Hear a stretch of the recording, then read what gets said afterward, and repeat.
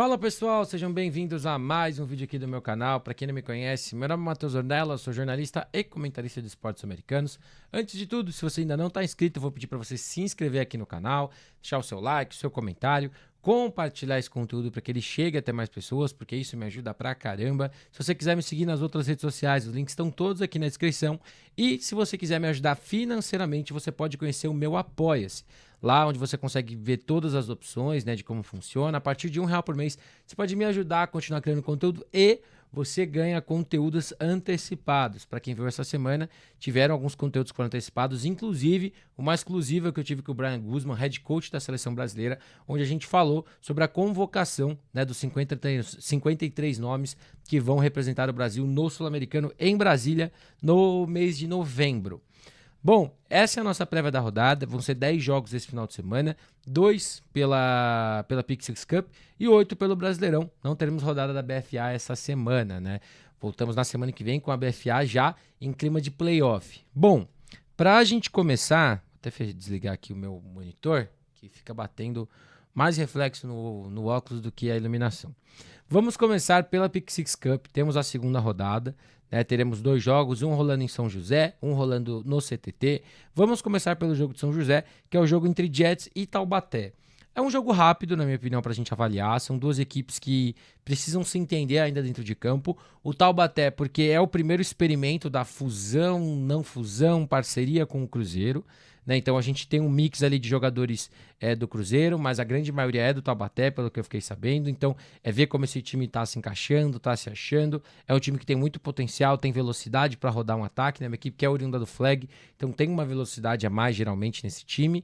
Mas do outro lado tem esse Jets, que também é um time do flag, que é um time que passa muito mais a bola do que corre. Acho que poderia tentar correr um pouco mais, né? Um time que tem que se arriscar um pouco também, além do jogo aéreo, para ter campanhas mais longas, gastar um pouco mais de relógio. Foram duas equipes que perderam na estreia e tiveram alguns flashes de bom jogo no ataque, bom jogo na defesa, mas são duas equipes aí que precisam rodar, né? Essa é a verdade. Então essa rodagem vai com certeza ajudar muito as equipes a achar o seu ritmo, né? Não só para esse ano, mas também já olhando um pouquinho para o ano que vem. O outro jogo da rodada é Six Spartans e Tatuapé Monsters, né? Esse jogo acontece às 8 da manhã, lá no centro de treinamento. Esse jogo acontece às 3 horas da tarde, lá no centro de treinamento Touchdown. Vai ser o segundo jogo do dia do Spartans, né? Vai jogar também de manhã contra o Assis, o próximo que eu vou falar, por isso que eu deixei esse jogo para ser o segundo. E assim, é um jogo que vai ser um pouco estranho, né? O Spartans vai estar jogando pela segunda vez no dia, então a gente deve ter uma rodagem. Provavelmente os jogadores que tiverem menos repetições de manhã vão ser os que vão jogar à tarde. Teoricamente, o time B, por assim dizer, ou os reservas que rodam menos, né? O Spartans ainda não tá com um segundo time, mas deve rodar ali a galera que joga menos pela manhã, vai jogar à tarde. E mesmo assim é favorito contra o Monsters, né? O Monsters que trouxe uma proposta diferente, né? O ataque do Mike Shins, que é um ataque que gosta de correr muito com a bola, que é mais físico, varia muito o pacote fechado com o pacote aberto, mas que eu acho que não vai conseguir vencer esses Spartans, principalmente porque a defesa do Spartans é uma defesa muito física, é uma defesa que consegue se impor, principalmente no seu front. Então eu acho que esse plano do Monsters talvez não funcione. Vai ser interessante, porque literalmente o Spartans já vai ter jogado, então vão ter caras ali que podem estar cansados, né? Jogadores que podem já estar um pouco mais desligados, né? Jogar 2 vezes no mesmo dia é uma coisa muito fora do padrão, né? Ainda mais com os mesmos jogadores.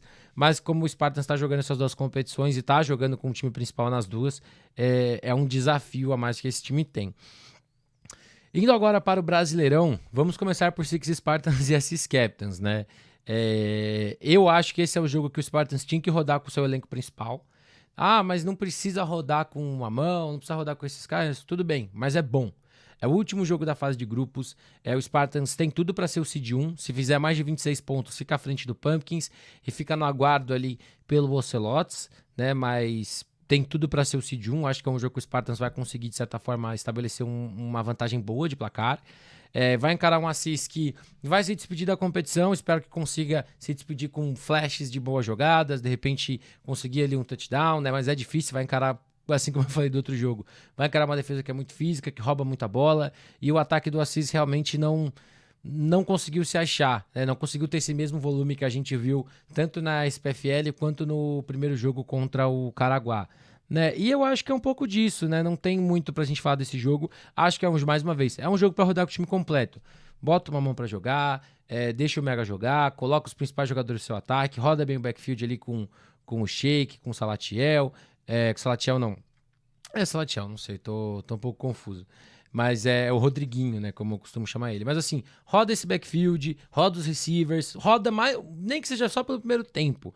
Roda com um pouco do seu time principal para que você saia dessa fase de grupos até com uma sensação de que o seu time principal jogou mais e conseguiu fechar bem, né? Depois, como tem o jogo da tarde, tudo divide um pouco mais, né? Eu não sei se como tem o jogo da tarde, os principais jogam o jogo inteiro. É uma situação bem confusa do Spartans, mas eu acho que o Spartans vem para vencer com uma certa tranquilidade, né? Vai encarar uma defesa que consegue roubar uma bola aqui e ali, mas que fisicamente talvez seja um jogo ainda que o Capitans não esteja tão pronto. Mas é um embate interessante, porque na Série Prata o Capitans era um time que conseguia propor muito, uma defesa muito física.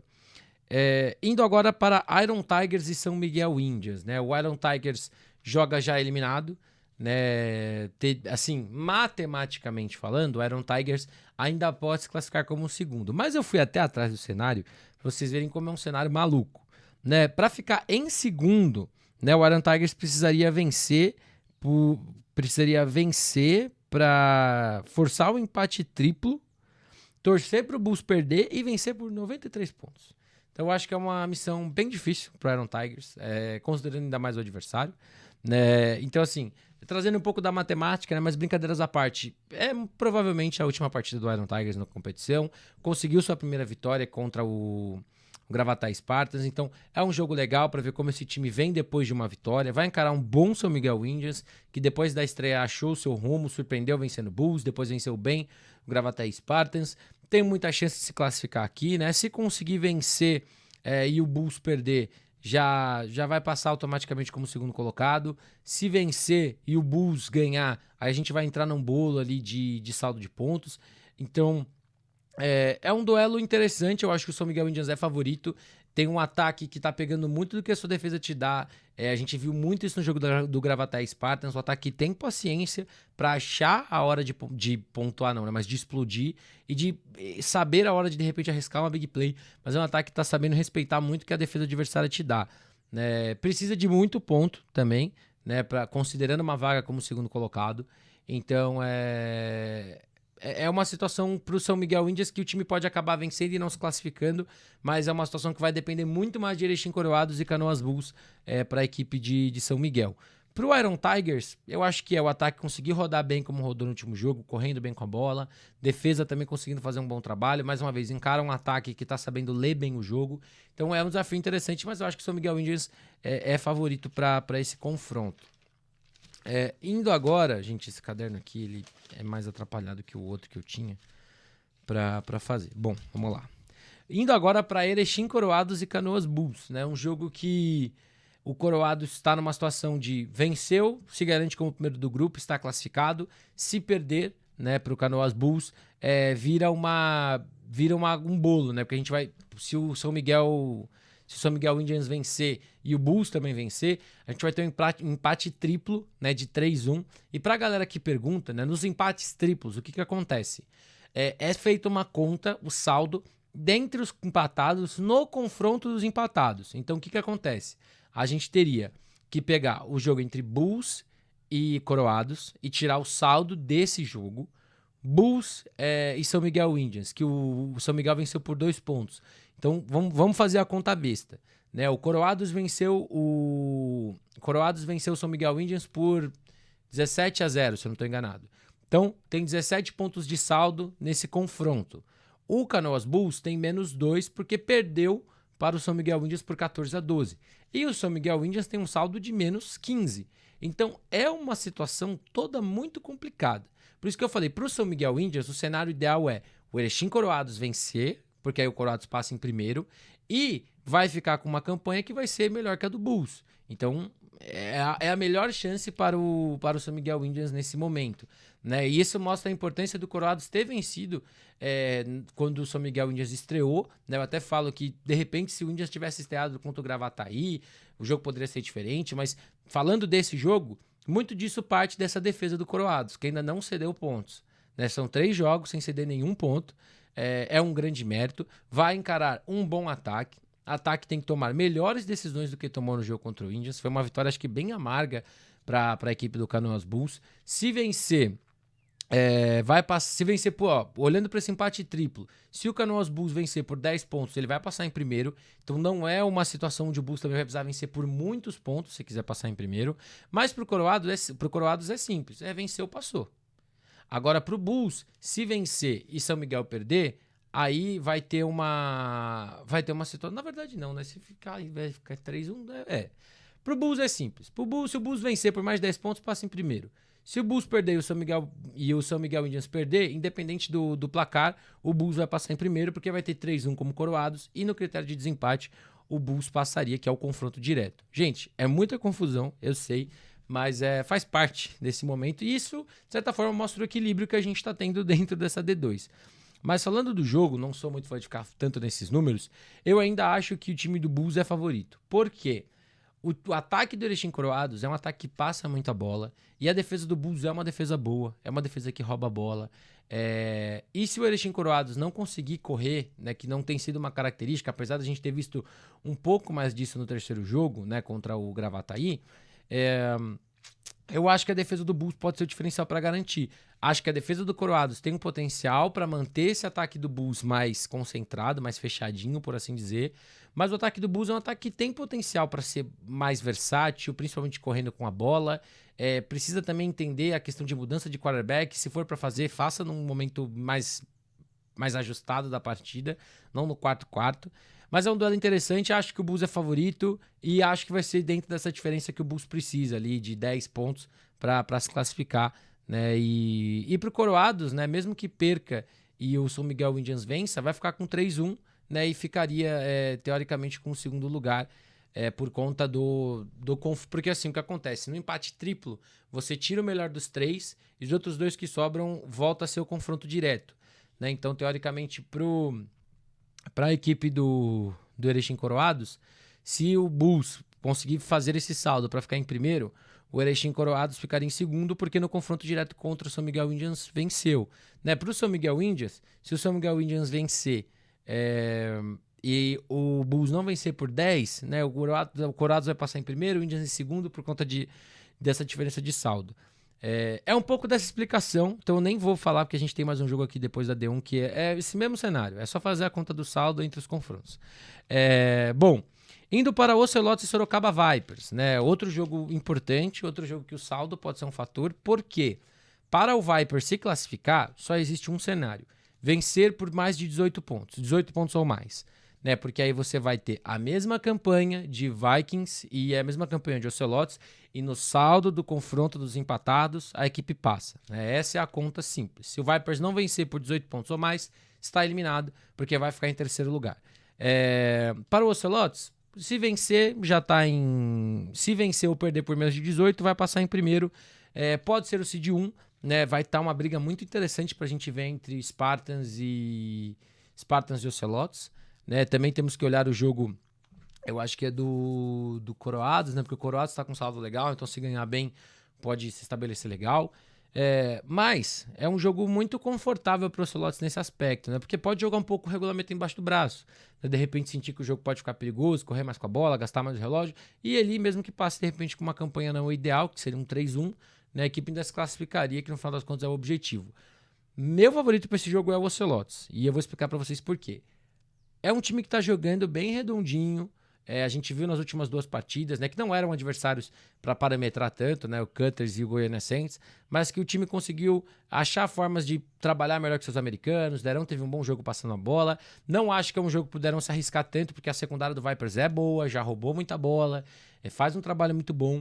Então eu acho que é um jogo de trincheiras. E nas trincheiras eu acho que o Ocelotes é um time melhor que o Vipers. É um time que consegue controlar muito, não dá tantos espaços. Acho que o Branco pode ser um fator positivo para esse jogo. O Branco pode realmente, de repente, quebrar um primeiro tackle ou buscar a lateral e ir embora. Vai ser um grande jogo. E também eu queria trazer um fato que vai ser um teste muito interessante para o Phelps. Né? O Phelps, ele é um cara que ano passado estava numa condição muito ruim com o Spartans, né? Que não era Six Spartans ainda. E assim... Eu gosto do Phelps, acho que ele tem um espaço para se desenvolver e você vai ter que colocar esse quarterback nessas condições, né? Então é um jogo contra uma defesa boa, uma defesa que provavelmente vai apressar ele vai ter que soltar alguns passos um pouco mais rápidos, é um time que vai correr muito mais com a bola, mas, mais uma vez, saldo e pontos vão ser um fator. Então, de repente, o time vai precisar de uma campanha mais rápida, vai ter que tentar esticar o campo com o Lacra ou achar alguma coisa rápida com o Bang ou usar o Japa, que tá jogando bem ali como tight end. Então, é um jogo bom para ser um teste do Phelps também. Eu acho que isso tem que ser levado em consideração. Meu favorito é o Ocelotes. Acho que a defesa tá jogando bem. Acho que o Vipers até pode, de repente, conseguir arrancar uma vitória se o branco conseguir ser um fator diferencial. E, mais uma vez, o futebol americano não é sobre um cara. Não é sobre um cara, a gente sabe disso. Mas o branco é um jogador acima da média hoje na posição de running back. Então, ele é um cara que pode fazer a diferença, ele é um cara que tem um potencial para arrancar mais. E esse backfield do Vipers é bom também, né? Então a gente pode ver, de repente, uma jogada longa dele e a gente vê os outros running backs aparecendo, Tyson, Fred, caras que podem ali na red zone, pela força bruta, conseguirem ali touchdowns. Então, expectativa de um jogo bom, indo agora para D1. Temos 4 jogos, se eu não estou enganado, pela D1, ou são 5? Temos 1, 2, 3, 4, 5. 5 jogos pela D1. Vamos começar por Tritões e RFA. É um jogo que vale uma vaga direto no grupo B, né, pelo segundo lugar. Né, o Tritões precisa vencer, e se o Tritões vencer e o Flamengo perder, o Tritões fica com o segundo lugar. Se o Tritões vencer e o Flamengo vencer, a gente entra mais uma vez naquela confusão do empate triplo. Inclusive, se você está vendo só esse daqui, volta um pouquinho, porque eu expliquei um pouco mais nos outros jogos sobre o empate triplo, como funcionam os critérios de desempate. Então, assim, é um jogo bom, é um jogo que esse Tritões vai ter em casa, que é uma chance de tentar vencer e ir para os playoffs, mas vai encarar uma RFA que está melhorando depois do que a gente viu na estreia. Não teve um jogo tão bom contra o Flamengo, agora teve um jogo bom contra o Juiz de Fora Imperadores, então a RFA é favorita mesmo fora de casa. Acho que a questão do quarterback, se vai ser o Pedalado ou se vai ser o do Tom, ela pode mudar, mas nem tanto, porque o Patrick assumiu bem ali na posição de quarterback, e ele traz um elemento de correr às vezes mais com a bola que o Pedalado não traz. O jogo corrido da RFA tá jogando bem, e a defesa, depois da estreia do Galo, e até na estreia contra o Galo, conseguiu performar bem, tá jogando muito bem e tá sendo sólida durante todas as partidas. Pro Tritões, fazer um jogo diferente, é conseguir controlar mais nas trincheiras, porque é um diferencial contra essas equipes. Não conseguiu fazer isso contra o Galo, não conseguiu fazer isso contra o Flamengo. Contra o Imperadores conseguiu e foi o jogo que venceu. Então as trincheiras vão ser um fator diferencial. Né? Entender como usar melhor o Irving, de repente tentar trabalhar mais nas corridas desenhadas com ele. Sei que não é um ajuste tão fácil, mas esse time tem que ser mais rápido e se pelo meio não conseguir, tem que achar formas de distribuir melhor essa bola e cuidar melhor dela também para reduzir os turnovers. E da defesa, eu acho que a defesa do Tritões é legal, tem alguns jogadores bem interessantes e vai encarar esse ataque na crescente.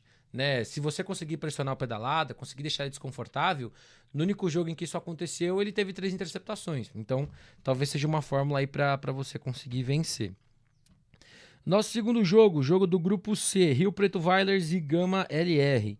Esse aqui eu falo que é um jogo 100% de cumprir tabela, por 2 motivos. O Gama já está eliminado e dificilmente o Vailers vai conseguir roubar o Seed 2 ou o Seed 1. Isso porque precisaria de 79 pontos para passar o Croco e 82 para passar o Galo. E o ataque do Vailers está jogando bem, mas não está jogando 79 pontos. Eu acho que é uma última chance de você rodar muito do seu ataque, o Riley desenvolver ainda mais essa conexão com os recebedores. Ele está liderando o Brasileirão em vários stats, mas você vê que ainda tem algumas janelas que poderiam ser aproveitadas. Esse estilo do Vailers, que tem muito RPO, em que você consegue correr e passar muito com a bola. Eu acho que esse jogo terrestre precisa ser uma ameaça a mais. Eu não digo nem ser um fator como é o jogo aéreo, mas ser uma ameaça maior. Porque quando você encarar essas defesas que marcam melhor o passe, esse jogo terrestre vai ter que aparecer para conseguir vencer. Né? E pro Gama, é um jogo para fechar a temporada. Né? É um time que não conseguiu fazer bons jogos. Né? Teve uma derrota pro Rhinos fora de casa, depois um jogo um pouquinho mais para ele contra o Dragons, mas o Dragons também com uma certa tranquilidade. E contra o Steamrollers foi um jogo bem ruim, bem abaixo, né? Não conseguiu usar o Ashley da melhor forma possível. É um ataque e uma defesa que tem flashes, mas não tem constância, não tem um ritmo para se manter nos jogos. E acho difícil que consiga isso fora de casa contra um dos favoritos ao título. Indo agora para o outro jogo do grupo B, né? Juiz de Fora Imperadores e Flamengo Imperadores, né? Jogo dos Imperadores que vai acontecer em Juiz de Fora. Assim, eu acho que é um jogo que o Flamengo tem que vencer para se manter na briga, para tentar entrar no bolo contra o Tritões, então tem que vencer e torcer para a RFA perder, para ter ali uma chance de playoff. Pro Juiz de Fora, já joga eliminado, então é um jogo sem tanto peso no ombro. Eu acho que é um time que sentiu muito impacto da D1, falei isso depois da última partida contra a RFA, mas é um time que tem que fechar da maneira que jogou, testando, arriscando, mostrando que pode fazer coisas diferentes e pensando já no ano que vem no que pode mudar, no fator peças, no fator plano de jogo do seu ataque, plano de jogo da sua defesa, entender um pouco melhor a realidade da D1, né? A gente não sabe ano que vem do D1, D2, como que vai funcionar, mas até onde eu sei não tem rebaixamento, então a equipe está tranquila com relação a isso. E a defesa tem uma missão complicada, que é parar o R40, né? O ataque do Flamengo não está sendo um dos ataques mais brilhantes do mundo, mas quando a bola está na mão do R40, são uma média de 4, 5 jardas por carregada, né? Então, assim, é difícil parar. O L do Flamengo tem seus altos e baixos. Eu acho que é um jogo que ela pode ter mais altos, né? Porque o Imperadores realmente está sentindo a fisicalidade da D1, sentiu em todos os seus 3 jogos. E pro Imperadores, eu acho que a questão dos quarterbacks me incomoda muito. Você tem 4 caras ali, nenhum é titular, nenhum é reserva, ninguém é o imediato. E é uma confusão muito grande. Mas é um time que está numa reformulação também. Eu acho que faz parte do processo. Se não chegar nos playoffs, eu acho que é um aprendizado. De repente, chegar nos playoffs e não conseguir ser competitivo não é o melhor cenário para esses Imperadores nesse momento. É claro, todo mundo quer jogar, todo mundo quer ganhar, todo mundo quer ir para os playoffs. Mas vai encarar um ataque que varia muito. Então, para sua defesa é um bom teste. Você conseguir identificar o que o ataque adversário está fazendo, principalmente correndo com a bola. E para o seu ataque, talvez seja um jogo de você ir mais na segurança, né? Usar, de repente, um quarterback, deixar o R40 ser realmente o motor do seu ataque, trabalhar mais os play actions, ou, de repente, tentar rodar os 2 meninos, né? A gente sabe que tem 2 veteranos e 2 garotos ali no corpo de quarterbacks. De repente, é um jogo para você trabalhar mais com esses 2 jogadores mais novos, né? Até porque, se eu não me engano, o jogo da RFA é no sábado. Então, eu acho que quando o Flamengo entrar em campo, ele já meio que sabe o seu destino. Indo para o outro. E o Flamengo é favorito para mim, só para não deixar esse jogo sem nenhum vencedor ou perdedor. O outro jogo do grupo C: Moura Lacerda Dragons e Guarulhos Rhinos. O jogo acontece domingo, 2 horas da tarde, em Ribeirão Preto. Promessa de um grande jogo. Foi um grande jogo na SPFL. O Dragons não venceu por detalhes o Rhinos naquela partida e tem tudo para ser um grande jogo. A situação, eu acho que ela é muito, muito boa, né? Porque assim, quem vencer vai passar, né? O Dragons está 1-2, o Rhinos está 2-1, mas no final das contas, quem vencer vai passar em segundo pelo confronto direto. Então é um jogo que é literalmente vencer para seguir, perder, fica em casa. Eu tô bem dividido nesse jogo. Eu acho que a aposta ainda vai ser o Rhinos, porque a gente tá falando de um jogo de 2 defesas boas, que estão jogando bem, e de 2 ataques que não estão conseguindo operar, né? Eu acho que, assim, pelo que a gente viu no último jogo, né, a segunda vitória do Rhinos não foi uma vitória convincente ofensivamente falando. A gente tá falando de um Catulo que, apesar da impressão não ser boa, e eu até fiz um conteúdo falando sobre isso, ele tem culpa no cartório também. A gente viu contra o Brawl Spider janelas que ele não pode perder, que geralmente ele não estaria perdendo há um ano atrás, mas é um ataque que tem potencial para trazer um algo a mais diferente. Não que o ataque do Dragons não tenha, mas eu acho que a indisposição de quarterbacks que o Dragons tem também, tá rodando 3 caras diferentes, ela é um problema no aspecto conexão com seus recebedores, né? E as 2 defesas são boas. Eu acho que a defesa do Dragons é roubadora de bola, né? Novato, tá jogando muito bem. Me fugiu o nome do outro jogador da defesa deles, mas tem um outro jogador de secundária, que, se eu não me engano, é o líder de interceptações do brasileiro. Me fugiu o nome dele agora, até peço desculpas, mas é um jogo bom. Eu acho que as 2 defesas podem ser um fator diferencial, né? Então, eu não, de repente, algum jogador ali tem uma interceptação, leva para casa. O ataque que tiver 2, 3 campanhas em que conseguir pontuar pode ser o diferencial para vencer o jogo. Mas é um duelo muito parelho. E nesse aspecto, apesar da desconfiança, o Catulo é mais QB do que os 3 QBs do Dragons. Então eu acho que ele pode ser o fator diferencial. Nos lapsos, de repente, que nem ele teve contra o Brown Spiders, ele consegue ali 2, 3 bombas e o time vai parar na endzone 1, 2 vezes no jogo. Mas promessa de um grande jogo, se o Dragons vencer também é zero surpresa pra mim. E, mais uma vez, quem vencer está nos playoffs, né? Então, se for como foi no jogo do primeiro semestre, vai ser um jogão. Pra fechar, Corinthians Steamrollers e Brown Spiders. Outro jogo que vai valer a segunda colocação do grupo A. O Curitiba Crocodile já passou em primeiro, uma campanha de 4-0. O Steamrollers com uma campanha de 2-1 e o Brown Spiders com uma campanha de 1-2. É um jogo muito, muito interessante.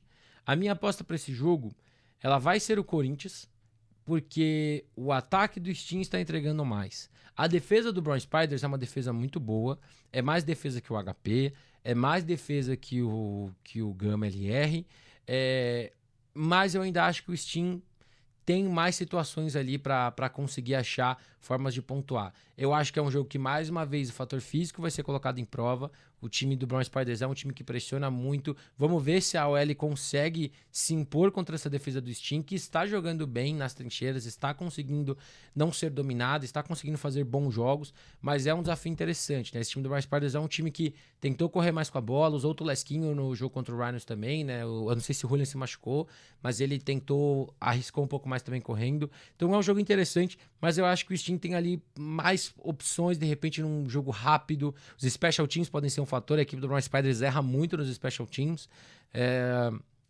E é um duelo interessante. É um outro jogo que, se o Brown Spiders vencer, não vai ser nenhuma surpresa. Porque a sua defesa rouba a bola, a sua defesa faz touchdowns, como fez no último jogo. E o ataque do Steam tem a questão do Lee, né? O Lee saiu machucado no último jogo. Não sei se ele vem já para esse jogo, se não vem. Se ele não vier, né? Quem vai ser o cara que o Steam vai acionar? Se vai ser o Rivelis, que é o cara mais experiente que tá lá, ou se vai ser o menino da base, que terminou bem o jogo contra o Dragons, ou o jogo contra o Gama, mas é um menino muito novo ainda, né? Então, de repente, você não quer colocar ele já nessa situação. Vai ser um jogo em que as trincheiras serão um grande fator. Se o Brown Spider se achar correndo com a bola, esse time vai correr com a bola até dizer chega, vai comer relógio, e se conseguir pontuar, pode de repente mudar o rumo da partida, principalmente se isso acontecer cedo. E para o ataque de Steam, eu acho que é isso, é você abusar da velocidade, você achar formas de passar rápido a bola, a sua OL vai sofrer bastante nesse jogo, né? Eu sei que muita gente fala das críticas ao OL do Steam, mas é um time que está optando por passar muito a bola porque não está conseguindo correr bem esse ano todo, né? Então vai ser um jogo muito bom, vai ser um jogo muito apertado. A minha aposta é com o Lee jogando, o Steam é favorito.